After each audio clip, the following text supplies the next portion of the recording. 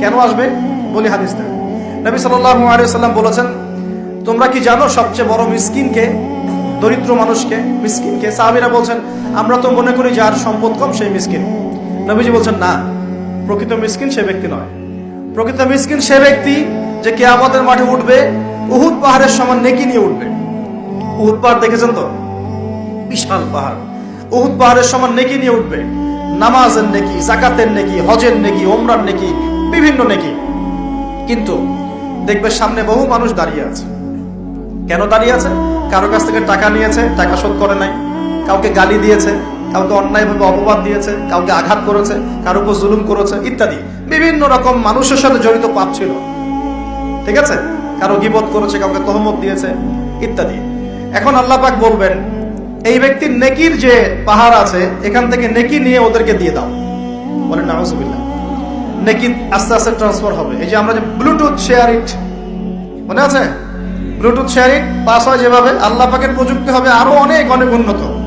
মুহূর্তের মধ্যেই নেকি ট্রান্সফার হয়ে যাচ্ছে।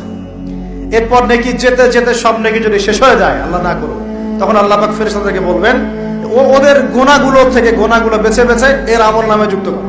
বলেন নাউজুবিল্লাহ। এরপর এই ব্যক্তি এই বিশাল বিশাল নেকি অর্জন করার পরেও জাহান্নামে যেতে হবে। আল্লাহ পাক হেফাজত করুন আমাদেরকে, বলি আমিন। তো মানুষের সাথে জড়িত পাপটা খুব ডেঞ্জারাস। তো রোজা রাখার তাৎপর্য কি? যে আমরা যেন এই শিক্ষাটাকে সারা বছর ধরে রাখতে পারি।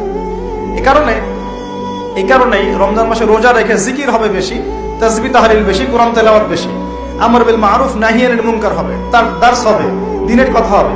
যখনই বন্ধুরা মিলে বসবেন, চা খেতে বসবেন, কফি খেতে বসবেন, অলওয়েজ দিনই আলাপ করবেন, দুনিয়াবি আলাপ কম করবেন, দুনিয়াবি আলাপ বেশি করবেন না, প্রয়োজন যতটুকু এতটুকু দিনই আলাপ করবেন।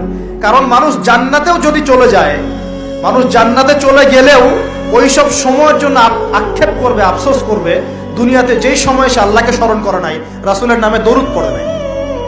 তাহলে যদি কোনো জায়গায় বসে পড়ে আলোচনা করতে থাকেন, ওঠার আগে কমপক্ষে বলতে ইলাহা ইল্লা আনতা আস্তাগফিরুকা ওয়া আতুবু ইলাইক। কারণ